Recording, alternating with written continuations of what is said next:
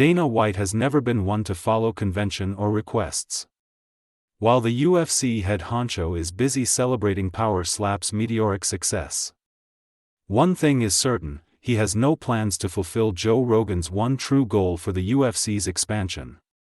Rogan, who has stood by White through decades of MMA innovation, has one request: kickboxing. But White's head is elsewhere. And it's no longer in the Octagon. The slap is now mightier than the kick, at least in his eyes.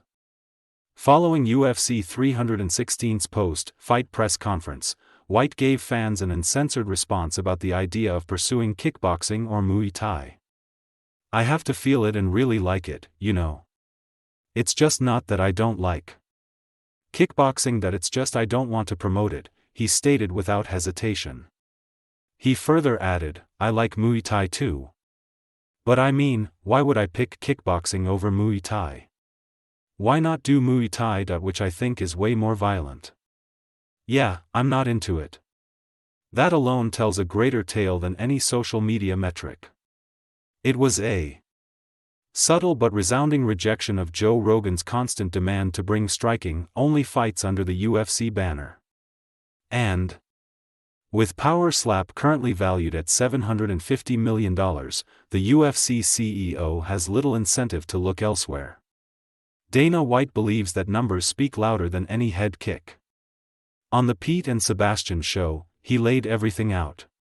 From Saudi Arabia deals to social media dominance, Power Slap is doing well by his standards.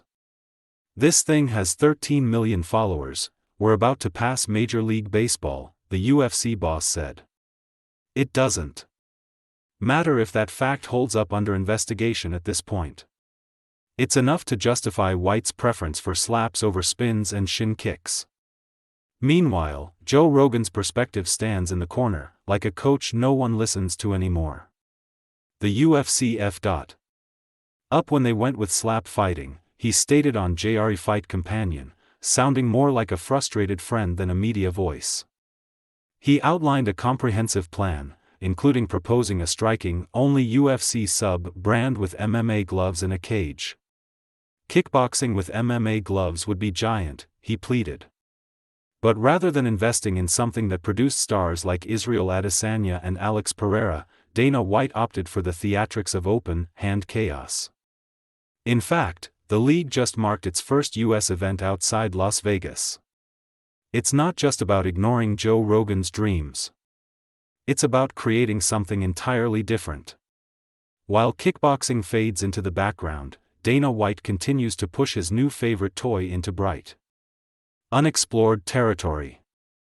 And, with Power Slap making its first appearance outside of Las Vegas, the message is clear: this is no longer a sideshow. It is the main event of an entire combat sports weekend. Power Slap 14 will take place on July 18 in New Orleans. And it has been handpicked to kick off a major double-header alongside UFC 318. With the Slap League scheduled for Xavier University's Convocation Center. White is clearly testing how far this thing can go and how loud it can become.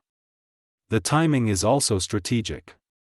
Combining Power Slap with a card headlined by Max Holloway's BMF title defense ensures attention, even if it comes with a side of mockery.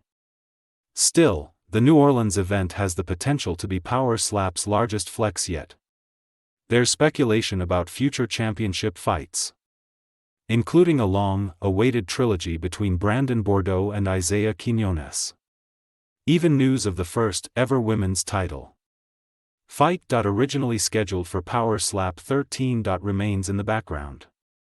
Paige VanZant may have been sidelined due to injury, but her towering presence lends authenticity to the spectacle. Whether people are watching out of genuine interest or out of sheer shock value, the head honcho's Slap League continues to find new ways to stay relevant.